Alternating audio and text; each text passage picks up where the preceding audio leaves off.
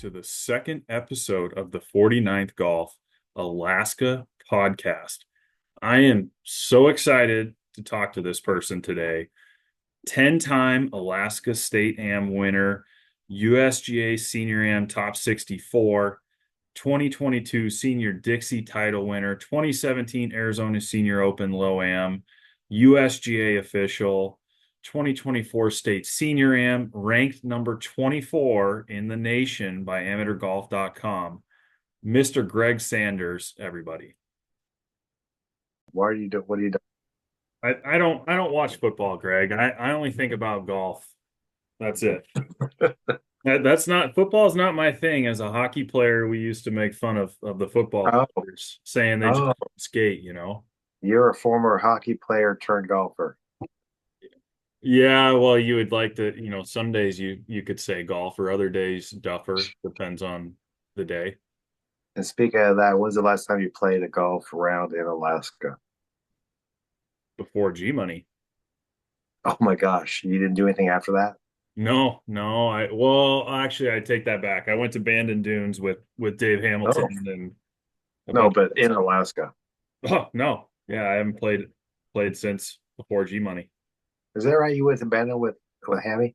Yeah, with Hammy, Steve Wait, Walsh, Greg Romack, a bunch of those goofballs. wow, good for And you. I've already got them lined up to go to Gamble Sands next year. Oh wow, that's the thing, huh? How many golfers? 12. Sweet. Yeah. Yeah, Gamble Sands is the one in Washington, right? Yeah, it's on the eastern side of Washington. It's about 2 hours from Yeah, Spokane or 3 from Seattle. yeah. Yeah, they got a second 18-hole course that's coming up to open next summer. Oh, you mean there's only one? What? There's one 18-hole course at Gamble Sands right now. They're in the process of building the second one. It'll be done by next summer, and they have a par three. I knew about that place because what's his name? Former Alaska guy from Soldotna who plays the Palmer Invitational. He caddied there, and Bo he probably Forest. he probably played. No, what's that? Is it Bo? Bo Forest? Yeah, Bo. Yeah, Yeah. Yeah. yeah. I just heard about that place from him. Yeah. No, I haven't I've never been there. It looks pretty cool. And these guys, they like their martinis, and so I was called the boy of the trip, and I didn't know how to make a martini, so I must Oh have my god! done Right. something okay because they invited me back. Is it a gambling type thing or what? They do some kind of gambling stuff, but they don't do anything crazy. It's like a $200 situation, and I think the guy that Don Grassy, he does some kind of side game that I haven't gotten into because I don't understand it. Grossi loves to gamble. Yeah, Grassy, he was there. Steve Walsh, Pat Riley. I mean, they were just imparting their wisdom on me. So then, tell me what it's like outside right now. It's it's clear, beautiful, and 28 Oh, degrees. oh, Yeah. of course it is. Yeah, it's 28. Well, we had our wedding last Saturday and it was Oh, 26. congratulations! Wow. Yeah, 26 degrees, Kenai Lake. And the first thing Danica said when we got to the altar on the lake was, I wanted to do this in July, by the way, everyone. That's funny. Yeah, Wow, so that it is was good. But so. You guys finally did it. Good for you. finally did it. Yeah. And we're paying the price. She's sick right now. The Oh, first because thing we did, first thing we did after the ceremony and the pictures was have to change a flat tire on the truck in our wedding attire before we went to dinner. oh my God, that's a classic story. And then That's funny. she left the next day and she was feeling sick. And so the joke everyone said is, so did you consummate? And I said, yeah, 7 days later. Oh my God, Sam. Yeah. But it One was of the good. things Things that I'm doing is I'm kind of interviewing prominent players from the organization on, kind of how they got their start, anything else of that nature, like what their experience has been like playing in the AGA, talking to them about, their oh, history from playing golf. So I did Yeah. Jack Carr 2 weeks ago. You're right now, and most people have said you have got to interview Greg. And I don't know if it's because they're looking for an edge anytime the aura of Greg Sanders comes back Oh to my Alaska. gosh. But you know, So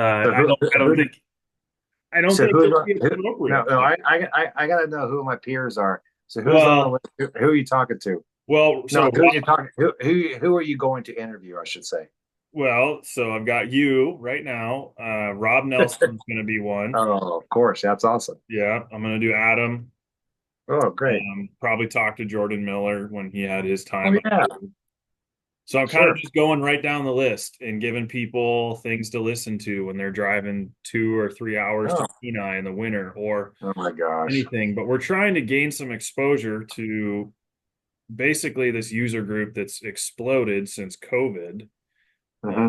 that's really into YouTube golf or, podcasts or Instagram or whatever it is, because we're finding that we have a very large population of people that are not members that are really into this, and we're trying to um, basically just keep the stories alive. Whether it's Eagle Glen or your 5-hole playoff victory against Mr. Asplund a couple of years ago. We're trying to keep that stuff alive and cool, essentially.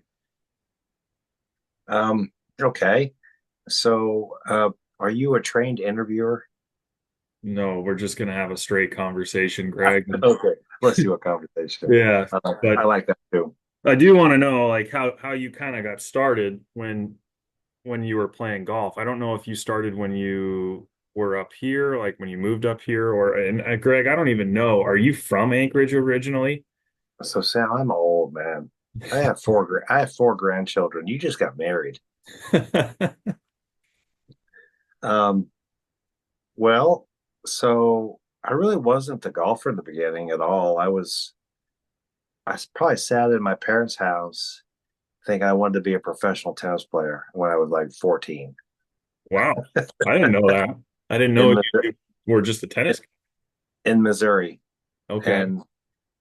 And I did that and became a petroleum engineer, and we moved to Anchorage right after both of us graduated in 1986.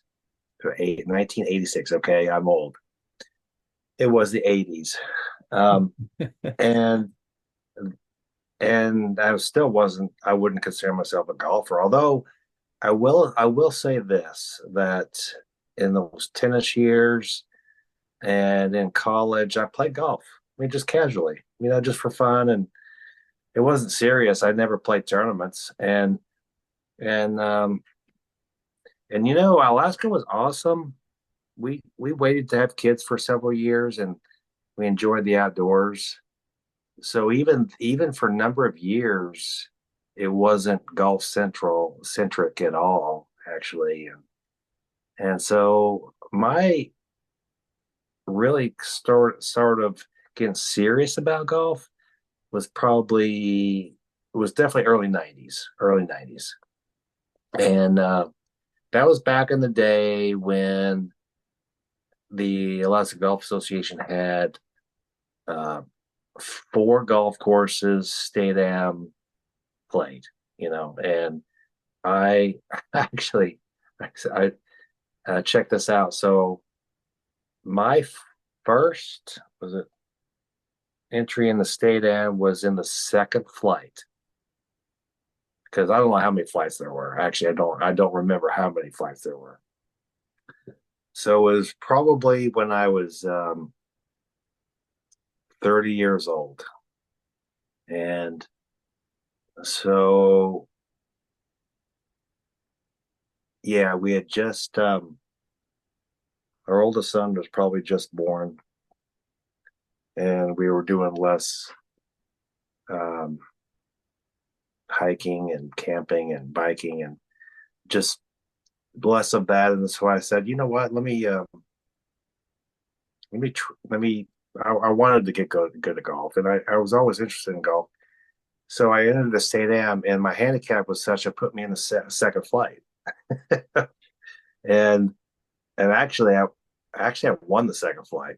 but it was a second flight. Okay. Well, don't sell yourself short. I mean, that's a success in and of itself. Um, and I don't remember the score at all, but it was back when we played Eagle Glen, AGC. Well, it was AGC even, yeah, AGC. Um, the Creek, no, not the Creek, but the Hill Course, and well, it was either Settlers or Palmer. I don't remember, but 4 courses. No, Eagle Glen, yeah, Eagle Glen, yeah, yeah. Anyway, so I win the second flight, and so that was my first foray into Alaska competitive golf. But when you got your start, like, when you moved up, you were just playing casually. You weren't taking, your practice all that serious. You were just okay. Someone invited you. You were going out there and playing with friends, right? Yeah, as a matter of fact, I still remember this. I still remember um, I was a petroleum engineer and since retired, but back then for decades I was a petroleum engineer. So I played with a colleague at my company on the first day Anchorage Golf Course opened for play in 1987. Check that out. And that was just fun golf. I was just playing, and it wasn't and nothing was serious. It So wasn't really that good. So I still remember as a kid, teenager, whatever, at college is the goal was always to be 30 something for 9 holes. yeah, You break 40. That was always the goal. So that was probably in that mode. I need to at least break 40. I mean that's still cool though because I mean if like my first notion of Greg was just that you're this machine. You're this machine that nobody would have known that you were just a casual golfer. But was there like a moment where it just kind of clicked and you said, okay, I want to take this Um, more serious? I think it was when our son Trent was born, and then Blake came was 3 years later. Just being more tied down with kids, which meant we couldn't get out, and so my thing was to go practice, really. And I knew I did that by then. So I must say, in the early years of Anchorage, I actually played competitive indoor tennis. Actually, that I actually did that. So, but I had given that up. So I switched from um, trying to do tennis in my 20s to then try to do golf, competitively. And that back then, did we have any indoor Full golf? swing. Full swing would have been the only place, I guess, off Old Seward. Yeah, because I, but I didn't do much at all indoor in the early years. I actually didn't. So I mean, it's a slow go process to try to improve. So my 5 handicap probably in those that first year, just slowly just kind of crept down to a better level over the summers. But I mean, and 10 time state titles, right? That's what you accomplished so far up here. I mean, I don't know if that will ever be broken. That's just where it. But I was actually thinking about that, Sam. Where but so my story, I've already told you like half of it. The next half is it probably took me. So in those early state am years, I remember this. I remember my goal was always to break 300. Like 300 was my goal, which is 475s, right? Right. And and I didn't do it very much, probably.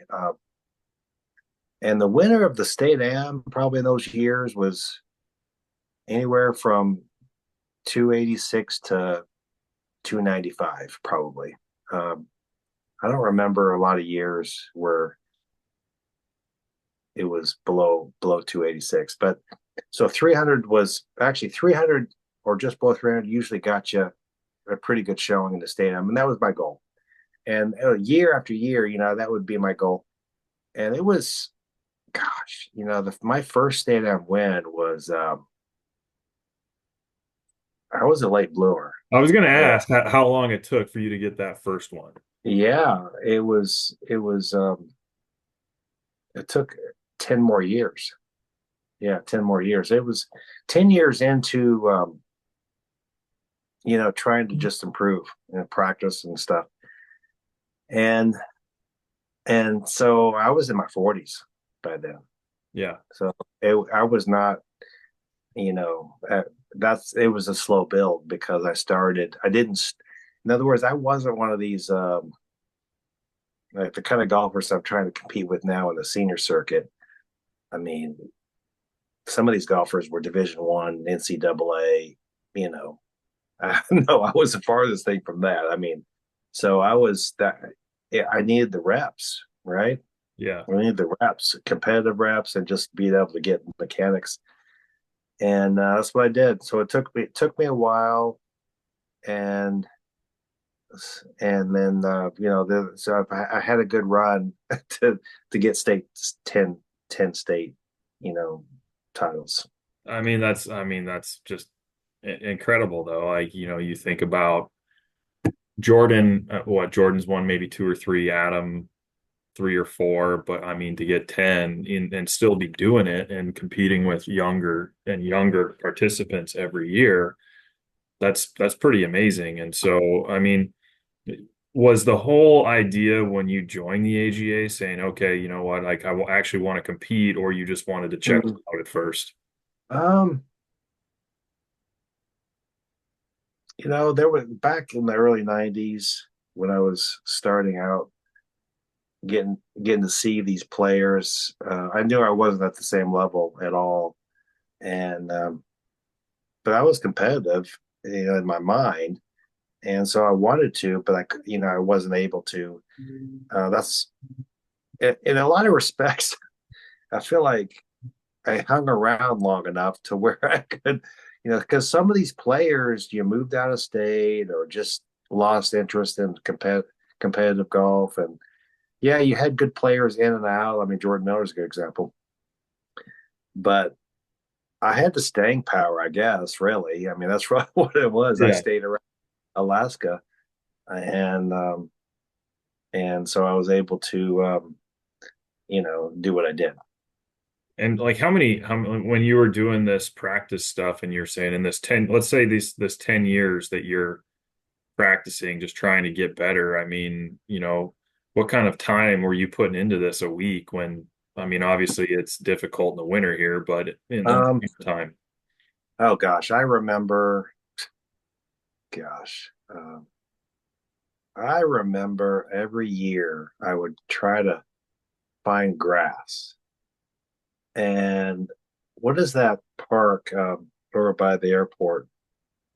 And there's some ballparks, and I would, um, Oh, I know where you're talking about right there off International.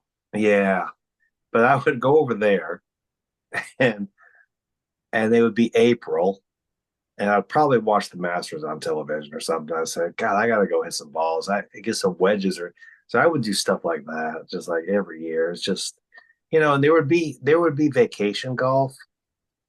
We'd go to Hawaii and this and that, but that's just I'm a working guy. I mean, we didn't do a lot of that, but I would definitely take my clubs on.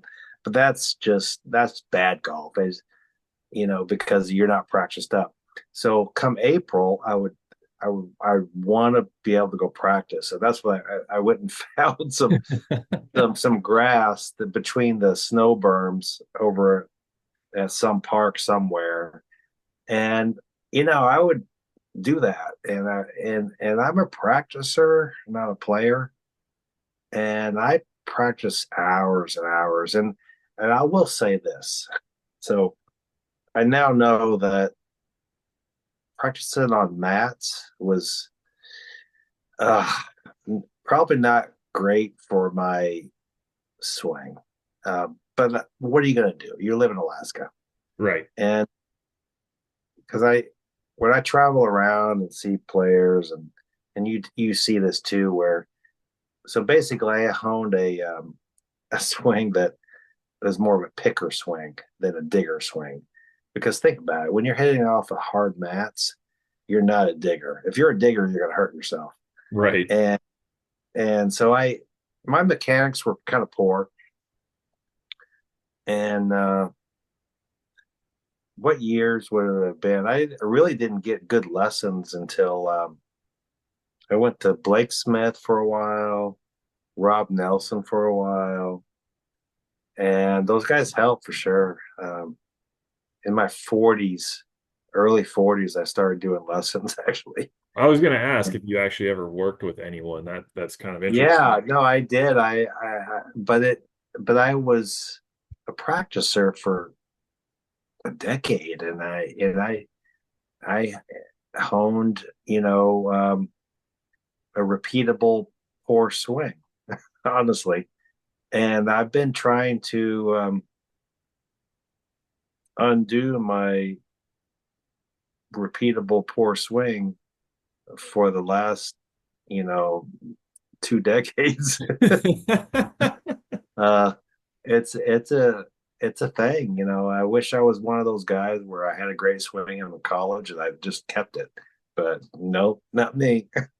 But isn't that fascinating? I mean, you've won all these events and you literally just are your biggest critic no matter what. You know, I one advantage that I had with some of those state ams, I would say, is honestly, well, I am proud of the fact that I've won state ams at all the courses. Okay, so I wasn't a one course pony. In fact, I won in Fairbanks, Palmer, Settlers, the AGC, and And Creek. I'm sure I won at the Creek, but I'm trying to. Yeah, I know I did. One of those years, Yeah. and I don't remember if I won playing at the Hill. I don't. I don't know. But what am I saying?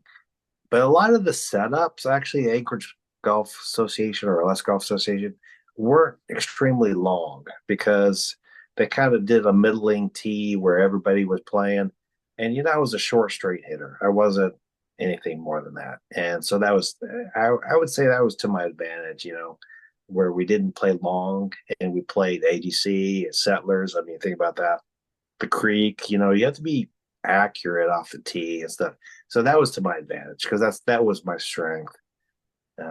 Keep it in play.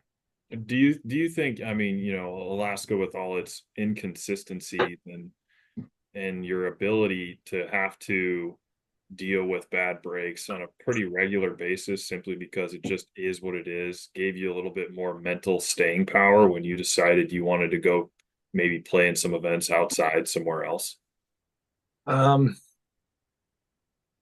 hmm. It probably made perfect greens easier to putt on Sure. because uh, I tell you what, it's it made it's hard golf in Alaska when and we get used to it over the years because you just do. You have to, otherwise you just quit the game. But um, of course, there's good parts of the summer and stuff like that. But in general, it's difficult. And but one advantage I think mentally I have a little bit, and it's faded a bit because I play a lot of golf outside of Alaska now. And is it's like, well, this is perfect grass. It should be an easy shot. Oh yeah, you can't even. I try to explain Alaska golf to guys that play with, and it's you really they don't get it, especially if they're snobby country clubbers. And I mean, you probably hear that every year. I mean, you're a USGA official, and you would be there for the US Open qualifier and some of the other qualifiers, and Right. you get Yeah, people coming up from out of state, and I've talked to some of them. I mean, and say, what'd you find that was surprising? He goes, I didn't know it would be this difficult to score. exactly. Yeah,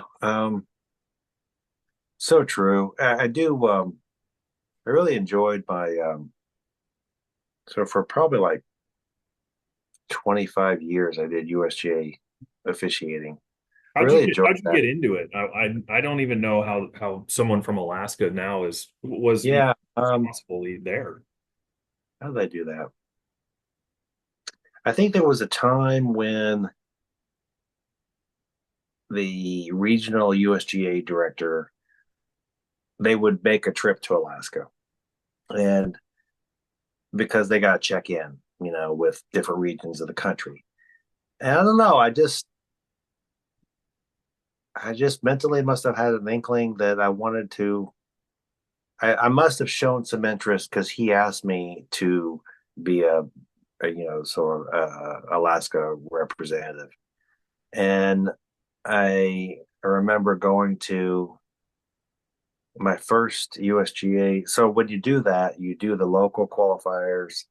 So back then it would have been the pub links, and there was only two of them: pub links and the mid am. Well, the pub links and the mid am, yeah. And since then, we had now women's senior, which I never did, but Jamie does that. But and then the open local. So anyway, I must have shown an interest. So he asked me, and I said, "Yeah, I'd like to." So as I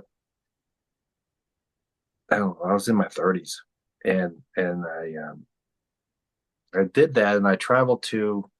I remember going to Stanwich, Connecticut, for the very first one. That was actually the year after 9/11. Actually, yeah, that was quite the introduction.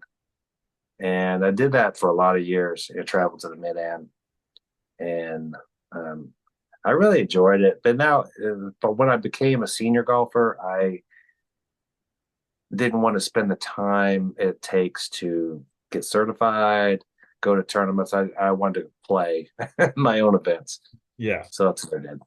And when when you were doing all that kind of stuff, you've seen the USGA evolve a lot since when you first started. What are the biggest changes that you've seen between the beginning of that Oh, time and your end? uh, you mean as a player or an official? Either um, one, either one. yeah. Um, in some regards, they're more inclusive. So what's nice about the Alaska scene is compared to the years ago, we have great opportunities actually, and that's changed to the better for us. And so a good example of that is you recall, that how they changed this year. They changed where so all these years I'm describing, there's no way we could have asked for a U.S. amateur qualifier because we just didn't have the field. There's just no way. And so that was one thing that was never going to be on the cards, even though we had a mid am and pub links, but now we have the state am winner going to the U.S. amateur, so which is sweet. So that's changed for the better, and they allowed the women's senior to come up to Alaska, the U.S. Open local. It didn't all start that way. It was basically getting people like myself just say asking, we need representation here, and they agreed. So they've been good at the USGA has been good at allowing geographically separated places to engage, and that is a good change. That's both from a player and an official standpoint. No, that's cool because Alaska obviously being so isolated and our short season, it's interesting hearing you talk about playing up here versus maybe down in Arizona or any of these other events that you go to and still recalling, it's Alaska golf's a little bit different. Yeah, I get the, anytime an Alaska golfer like yourself travel, Sam. It's like, what's that like? This and that. It's great because we are sort of unique in that regard. Or it's the same old story of, oh, I went up there and went fishing one time and caught 100 fish and brought them back, and you're trying to keep your mouth shut, and you know, I get it. Uh, And that's, I mean, now that you're a senior golfer, you now are taking more of this a little bit more geographically further than you did probably when you had kids and you were, working here. I mean, you've worked your way into, being ranked number 24 in the nation for amateurgolf.com. I mean, was there a different, from those 10 years that you were practicing, maybe just for the state am stuff, to now what you're doing is on a national level? I mean, how much different has that now become in regards to maybe your practice routines or anything that you might be doing that's not even on the golf course? oh, it's night and day. It's real. It's it jazzes me up for sure. I senior golfer thing has been fantastic, just mentally and physically, and why is that? So, one, I had the ability to compete, and I was able to be able to travel, and um, and I just enjoy tournaments really. So it's a great avenue. Senior golf around the country has been a boon, and it's really popular. And so one thing about senior amateur golf, is there's a lot of opportunities. And so I've taken advantage of that. I don't do tons of tournaments, but I do, a dozen tournaments a year or maybe a little bit more, and just all around. So when I first started doing senior tournaments, I wasn't extremely competitive really. Although I must admit, the very first tournament I played when I was 55 years old and a couple months, I was eligible, and I went to Florida. And so I did shoot 300 par 69 the very my first round. So that was pretty cool. Kind of went downhill from there in that tournament, but I didn't finish well. But I do still remember that actually. That was a little bit of a fluke. And I played some good and some very average actually. And I tell you what jazzes me up is like how good the field is. And so the way I say it is this is there was a time when I'd say my A plus game is like that's going to be good enough. But I tell you what, I have turned 61 now, so so it's been some years. Just the strength of these fields it just seems like as the older I get, the harder the tougher they get. But my A game is still pretty good, and it's hard for me to do my A game in a tournament. But when I do, it's pretty good. But I tell you what, it's I practice to try to compete with these best players in the country, and that's what jazzes me up. And I really really enjoy the journey of that. And I still get lessons and work on, like, just even today I'm working on wedges from 105 and 120. I mean, just stuff. It's not that I'm getting any better, but maybe I am. I don't know. You tell me. um, yeah, it's these guys are good, and it's kind of like, if you don't shoot under par, you're not even close type of fields. So and we play. They set they don't always set the courses up long. Everyone, like, with the exception of the USGA Senior Am, is kind of long. And but typically, you have to be on with your game. You just can't. Let's put it this way: you can't play Palmer Golf Course golf and get away with it. And get away with No Eric Thompson blasting as far it. No, as no, no. So yeah, senior am golf is awesome. It can be extremely frustrating if you're not playing well because middle of the field or lower in the pack is no fun. But I've had some good finishes, and I've won one pretty big tournament, and I'd love to be able to to get some top five finishes. It's tough, and so I had that this year, only one of those this year, and I don't know. I just continue, Sam. I'm just that's what that's gets me up. That's why I go practice. I actually practice with a purpose. yeah. So I mean, for 10 years before you won a state am title, I mean, were you practicing with a purpose or were you just No, practicing to no, practice? no. That was probably I don't know. I've always enjoyed even when I did my casual days, when I was a high school senior or something. I would go to the range and just hit balls. And I just enjoyed that. I mean, I wasn't practicing for any purpose, and I still enjoy that. But now I definitely practice, um, you know, practice something, And and do you have it regimented essentially, throughout um, a week per se? no, no, it's not that regimented. Probably should be actually. Kind of what I think the kind of guys I'm trying to compete against actually are like that's what they do, and that's what I should do, and I do some of that, but I probably should really adopt really what a professional basically the guys I'm competing against are like they are professional amateurs and they practice that way. I guarantee you. And I try to, but it's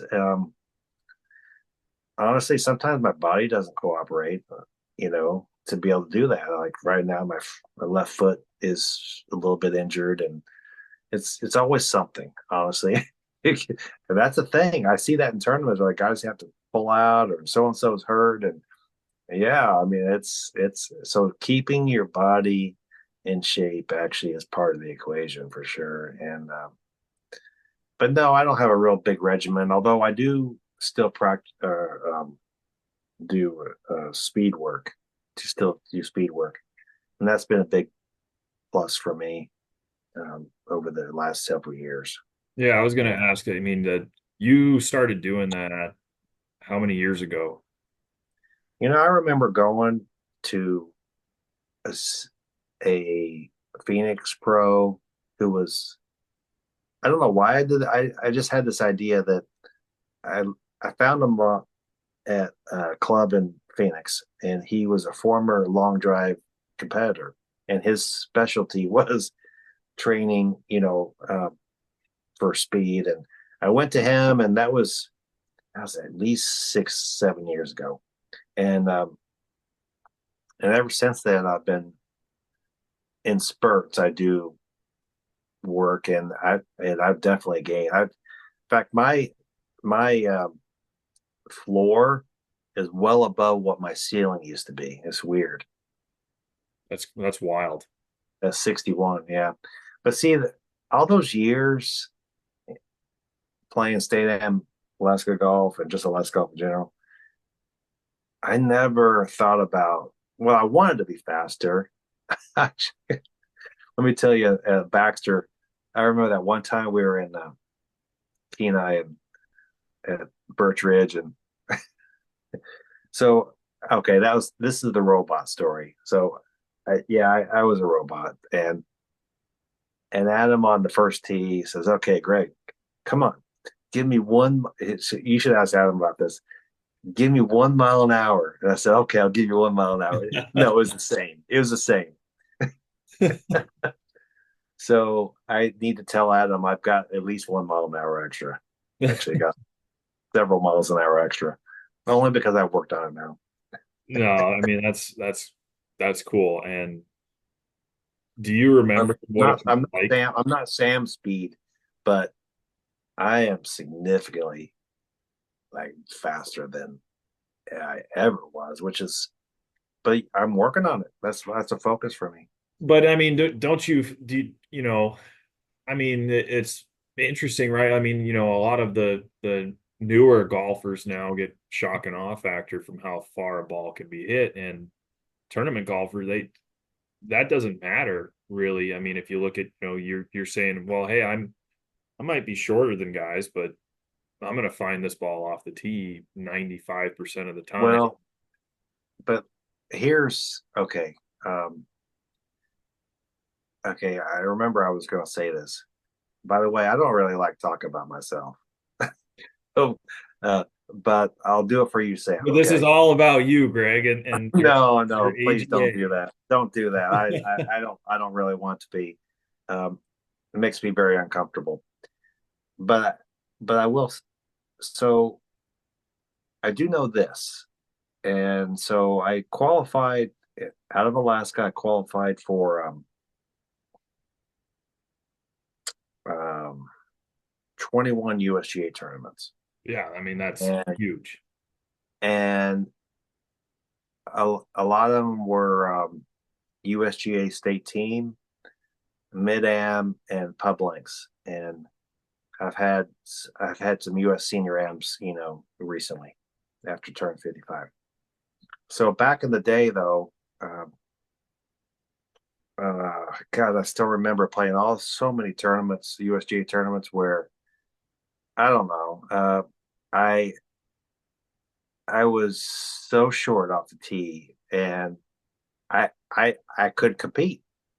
I mean, I was not even in the same zip code as these guys, and so what's changed for me is I guess I allowed myself to stay in good enough shape in the senior years and actually gained relative to what I was. And shoot, now I'm above average uh, senior, uh, and for sure. And um, that's been a game changer. Where I'm if I'm struggling, it's a little bit dispersion because I find that the the my speed comes with dispersion. I'm trying to I'm so it's a trade. It's a little bit of a trade off, but I think overall it's been a positive for sure. I mean, it's nuts to see what these younger kids are hitting the ball. Like, I mean, I don't even, you know, playing in that USGA event with Kevin, and these kids are Oh, 20, 30 yards by me, and I'm like, mm-hmm, this is 340 carry. I mean, how are you mm-hmm. doing this and you're half my size? Yeah. In fact, well, I mean that's the thing, and um, yeah, I know I've heard of those exact stories where uh, um, guys going to the USAM and they think they're long. Um, I just hear from them, and they said they're blowing it by me, and it's like you come back from the U.S. Amateur and said, "Oh man, the only way I'm going to compete with that is to get longer." Yeah, I mean, but it's all relative. But that's where I've been able to at least gain relative to my peers. Right. It is, that's been the game changer for me. So in the mid am days, I I wouldn't be able to sniff a cut at the U.S. mid am or at the pub links. I never made the cut. But shoot, in my senior days, I can make the cut and I can be a pretty high seed if I Yeah. play well. And Yeah. what's that transition like? I mean, you made it to the round of 64 this year at the US, senior am. I mean, you went from doing 2 days of stroke play. I mean, does your mindset change much from stroke play to now I'm playing match? Yeah. I mean, I remember it's a learning process, but gosh dang it. My first time I made match play is in Detroit 2 or 3 years ago. And I played a good player, obviously. And I sit on the first tee, and it's like, why? I think later, it's like, why am I trying to? I thought I had to hit a draw off this tee. It was so stupid. Just hit some straight ball down. So I block it right. I got a tough shot. He hits it down. He hits it in the fairway, makes a putt for birdie, and but my point is, so in match play, um, I learned quickly that you don't show weakness. Don't show weakness early. I just played boring golf. Don't try to do like, oh, I got to hit a great shot, hit a draw, this and that. But no, no. So it's you still have to execute, but um, I think I probably thought that I had to hit better shots than I'm um, not that I'm capable of, but I need to get I have got better, but I still need to get better at saying, you know what, my good play is good enough. And when I played well, I had that good mindset. Yeah, you just are in a different zone. You're not worried about trying to be something that you're not, right? Right, right, exactly. And And it can be uncomfortable for sure. And a couple years ago, I had a great first round match at US Senior Am, and I still remember I was just playing pretty much within myself, really. But and I don't know. I was able just to do it. I wish I could just bottle that up because that was it. I mean, I played my best round in the match, and this year in Chattanooga, um, I played my worst round in the match rather than my best round. So it's a thing, I it's a little bit of mental game, but you certainly have to do the physical part, and it's a learning process. But playing the U.S. Senior Am has been really awesome. yeah, and do you think playing up here in Alaska, the community is a little bit smaller, and you remember when the AGA had state events that were 400, 450 people, but Yep. I mean, you Yep. go to some place like California, you've got 20,000 golfers trying to play in these events. Do you think that, living here and having the opportunity to compete and not only compete, but the opportunity to win and learn what it takes to win is Oh, really beneficial to you later? that's that. Sam, you're right, actually, and so true, so true. Um, there's probably a lot of good golfers out there at a younger age that they haven't experienced winning a tournament because the field's so deep, and I mean you have to be so good. That is a thing, actually. You're right, and um, you did mention like so when we were in Fairbanks. I mean, you're playing Jason Asplin, 5-hole playoff, and you got 50 people following you What around. is it? Yeah, because that was like what 3 years ago or something, Yeah. and I can guarantee you that even though he says he should have won on the first hole, but he didn't make the putt. Okay,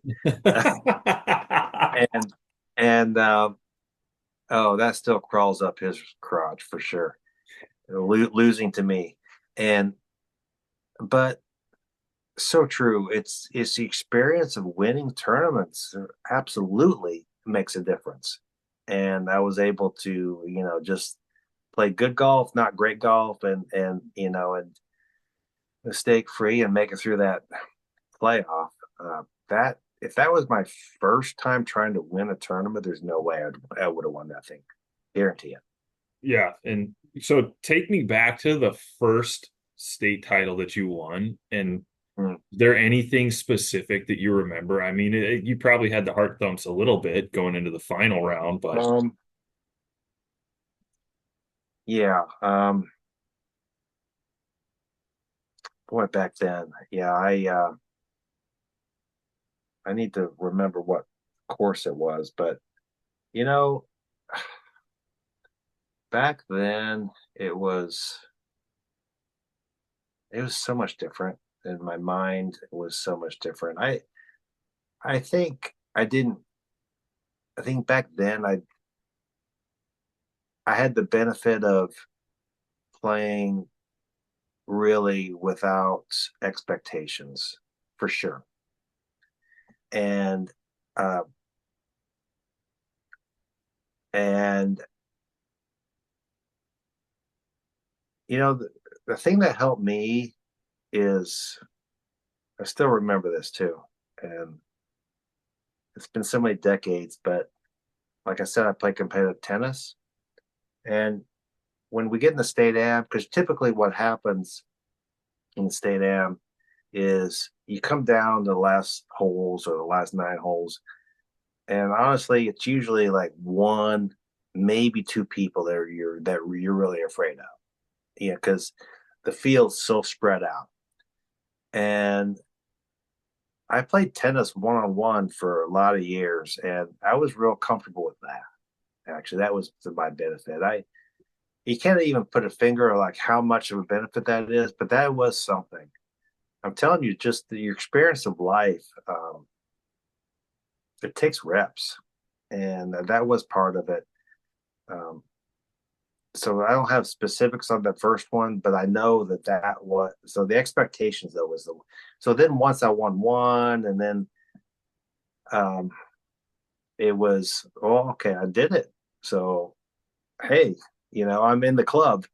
Right, right. Where's my blue jacket with my patch now? and and it was kind of like it kept rolling, honestly, and um, that I didn't think that it was a given, but I also learned the Alaska golf scene is you know what? Sometimes it doesn't even take great golf. It just takes good golf.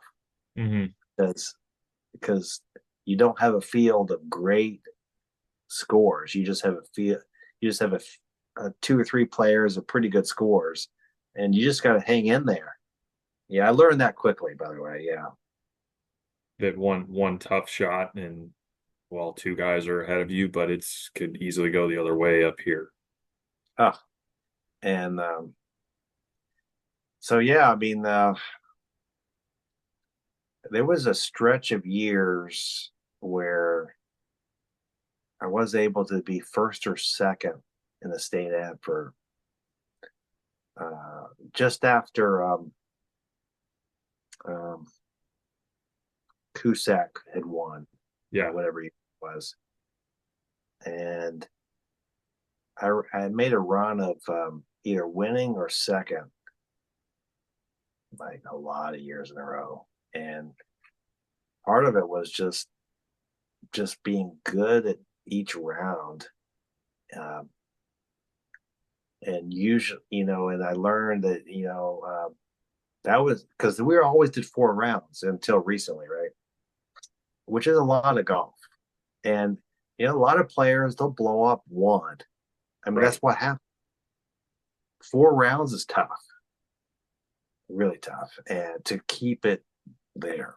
And I was probably pretty better at that than most players. I mean, when you're in the tournament now, I mean, do you find, let's say you have your round or before your round, are you trying to mentally escape that, or are you just trying to completely focus and dial into what you're doing, when you're away from the course? Oh, away from the course. You're talking about like the mental Yeah, side of like let's say like, okay, I've got this event coming up the day before. Are you trying oh, to think about that event or uh, are you trying to get some kind of escape so that you're not just mentally exhausted from it? yeah, right. Well, I'll admit I'm not great at it, um, because what I like about what I'm trying to do now, which is the senior circuit around the country, is the fact that it's a real challenge uh, to both physically and mentally, you know, compete with a strong field. I really like that a lot. So I don't want to.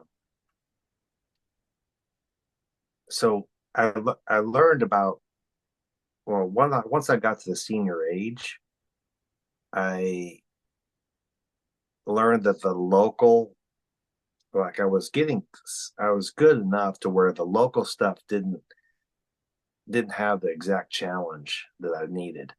And then what I learned quickly is on the national level, I wasn't there either. So I was still stuck in the middle. Yeah. But that's been the challenge all these years is try to get myself to where I can be relevant with a national field. That's what I love about it. Yeah, It's and that makes it's sense. maddening too, but I love it. Huh. And so you're finding it's just kind of it's like a filter. The higher and higher you go, it's just a filter system. Well, let's put it this way: there's dozens and dozens of guys just like me trying to be, just like me. So, um, and yeah, and the other challenge I've actually had is so outside. So you leave Alaska conditions, Alaska weather.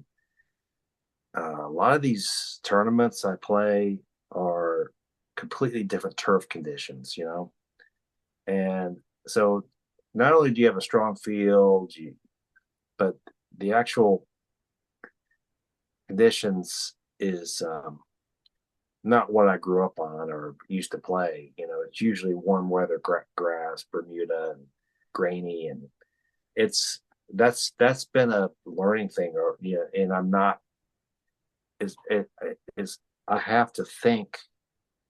Usually, I'm getting better at it over these last several years, but think about the implications of the grain and the grass and how to do certain.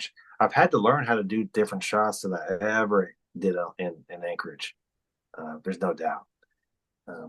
You just get used to what you used to play, and then when you change, it's a thing. It's to me, it's harder to go from cool weather grass to warm weather grass than the other way around because it typically means you're going from less grain to more grain, and to me that's been a challenge. But uh, like I said, I like the journey.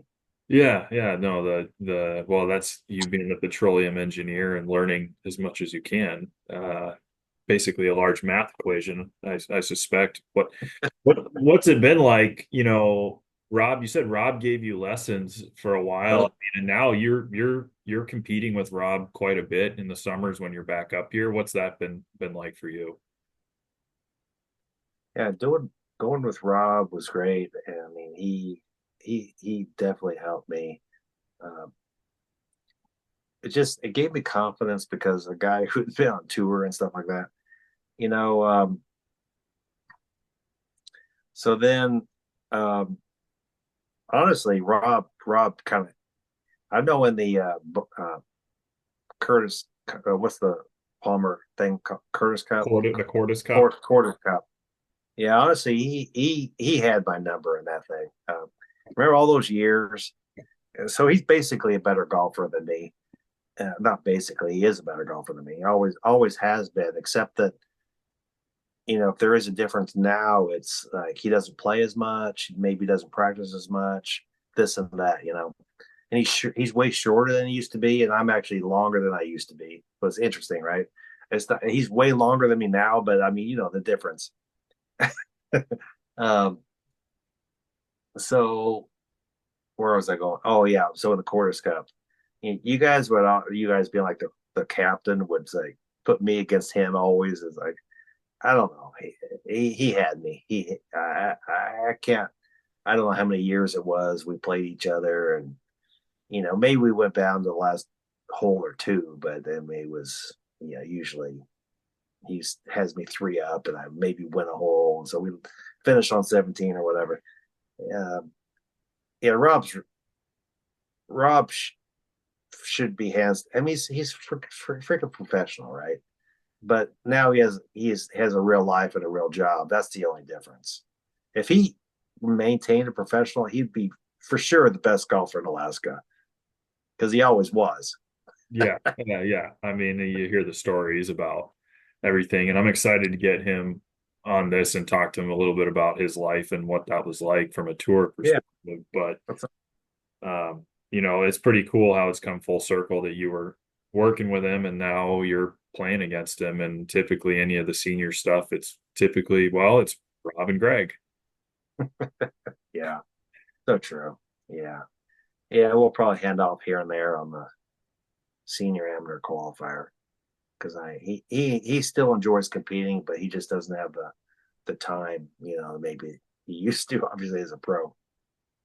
That's cool. And I mean, from a benefit standpoint that maybe isn't golf related, I mean, you still, some of your good friends came from playing in the AGA, irrespective of everyone trying to catch up to you. But I mean, Oh yeah. I mean that's kind of invaluable in your mind, don't you think, that you still Oh have yeah. this great community of people, and that just is so unique Love it. to us. Love it. That's really so true. And I do want to emphasize this point, which is uh, I think if you're in the Alaska golf community, you take for granted the relationships that everybody has. So you compete in tournaments, but then you're good buddies. You just, you know, um, outside the tournament, maybe in the tournament, maybe sometimes not. And you kind of take that for granted, but that community that we have of golfers does it really doesn't happen elsewhere. It's really unique, and uh, we should definitely cherish that. And I mean, there's lifelong friends now, that I have, and it's been great. I mean, that really is something. Since I've been around Alaska so many decades, But look, we have mutual friends that moved to Alaska, played golf, they moved out, but we still are together. So it's weird, but it's great. Yeah, I don't know. You probably don't see a whole ton of that when you're doing this national stuff, I would assume, right? No, no, not at all. No, in other states or just the scale and the size, and you have the equivalent maybe at a club or whatever, but not at the level that we have. It's just not the same. It's great that we're and and hopefully that will, you know, hopefully that just continues because it really is special. Yeah, yeah, for sure. And I mean, joining the PNGA could help solidify that now that we have to send a state team, I suppose, to somewhere, right? Oh, wonderful. Yeah. And so what's next on the agenda for Greg? I mean, does he have any big events coming up that Um, I'm always doing something. I typically do a tournament every month, sometimes two, but then 1 or 2 months I'll skip. So I'm going to go to Santa Barbara in November for an organization called Society of Seniors, which is a golf organization established in the 1980s by some guys, and they put on national level tournaments around the country, and so I'm doing that. Followed by possibly going to Florida against Society of Seniors in December. I haven't decided, but it just continues. I'm gonna I work on it year round and now, and get up and compete with you guys in the summer the best I can and do all that. depends on when, just due to weather, obviously. But I love getting up there and but we'll say this, Sam, is uh, for better or for worse, I've become a fair weather golfer. I didn't used to be. I did not used to be. I mean, think about those. My wife has all these stories, state amps. It's like if it's state amp, that means she's going to be wearing um, a parka or a garbage bag in the in the cart, riding along or something. Not riding along, but watching me. Yeah, that's not fair weather golf. But I mean, talk about, so some in your tool bag. I mean, you've seen everything from an adversity standpoint that, a little drizzle at an event down in the lower 48, and you go, well, I remember that day in Alaska when it was 52 and I raining know. cats and dogs. I probably have thinner skin now, but uh, so true. And That's just part of the thing that we go through as Alaska golfers is so. Oh man, I mean, I told you about my hitting wedges in the snow and all sorts of stuff, and yeah, I mean, I did it, and but it's not something I seek out anymore. Yeah. Believe me, yeah. Senior golfers are more fickle in that regard. If it's a tournament, I'll play no matter what. Okay. But casual round, not so much. Do they make you guys walk in these events, or do you guys typically ride? The only almost everyone is right. They allow you to walk. Of course, there are some venues that it's just impossible to walk, just because of the way it's laid out. But it's almost always riding. There's rarely uh, there's an exception or two during the year, but it's riding. Yeah, because we're seniors, man. Well, I mean, you walked for a long time. Oh, Obviously, I love still to do up walk. here, but Oh, I love to walk. doesn't Yeah, that change kind of the dynamics of maybe the game and your process to an extent, just riding yeah. on the cart? Yes, it does. Yeah. In fact, there's a thing in these tournaments where guys love because we play threesomes, groups of three, and which means there's a single and a double. People love to get the single just because the dynamics. What I like, yeah, it's tricky sometimes when you're riding in a cart in a tournament, which is it's too bad that we do that, but we do. And you want to be friendly with your playing competitor, but you also just want to focus on your game. Right. You know, it's just not a friendly round. I mean, it's not a friendly round. It's just a competitive round. It's not G So money. no, it's not G money. Uh, and that part of it is actually can affect your game sometimes. Walking would be way superior, and that's why people love to walk. I mean, that's not the only reason for exercise too, but it actually helps. I think it helps your game. So, You can on the round. and so in closing, because I don't want to keep you talking about yourself, I mean, if we had, people up here that were thinking about joining the AGA and maybe someone that wasn't sure on the fence, what would your advice be to them about, joining the AGA, what to expect, and, you know, how far could they essentially take it if they wanted to? Well, I'll tell you what. Whether you're a casual golfer or consider yourself, serious competitive golfer, either one, getting into some of these AGA events doesn't have to be the state am. It could be some of the other lesser known. Um,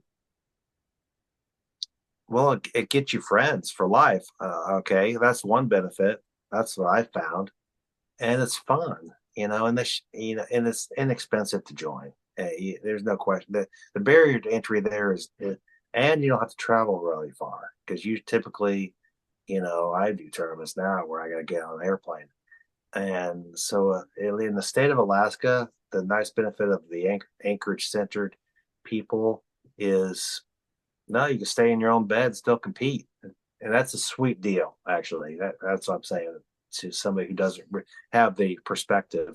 Because any other state, I mean, almost any other state, you're traveling. You're lucky if it's in your own area. So it's a great benefit, and I think I highly recommend people should play, just play. Yeah, no, that's great. And so I appreciate you taking the time, Greg. I don't want to, like I said, keep you from your bourbon or, you Well, know, thanks for making me very uncomfortable talking about myself, Sam.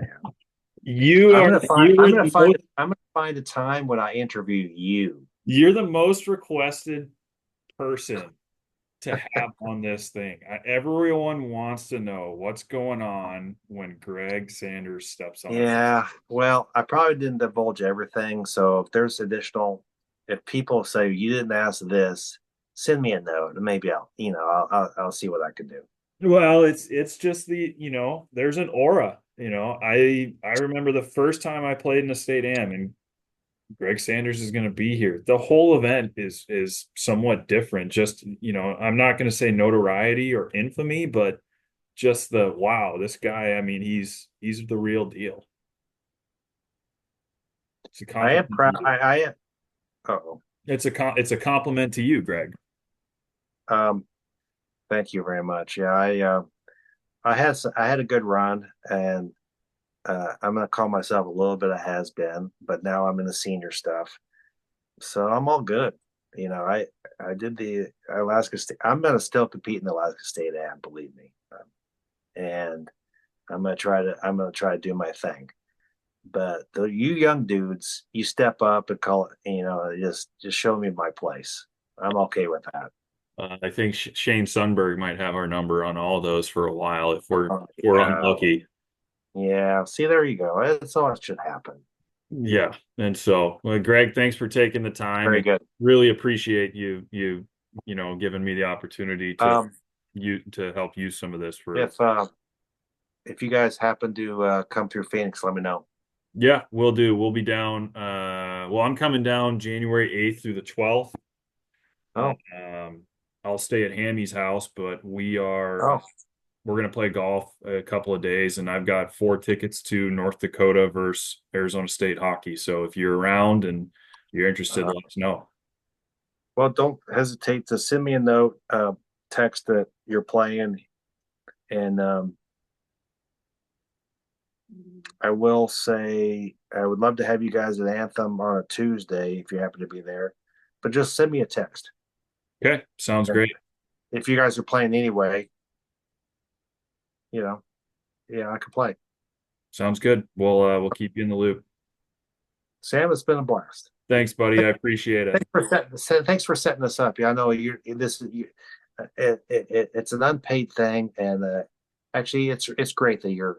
This is probably unprecedented. Nobody's doing this, and nobody has done this kind of thing No. with, and so it's great. I mean, you're doing a good service. Well, we got 3,000 views on one little clip from Jack Carr's interview.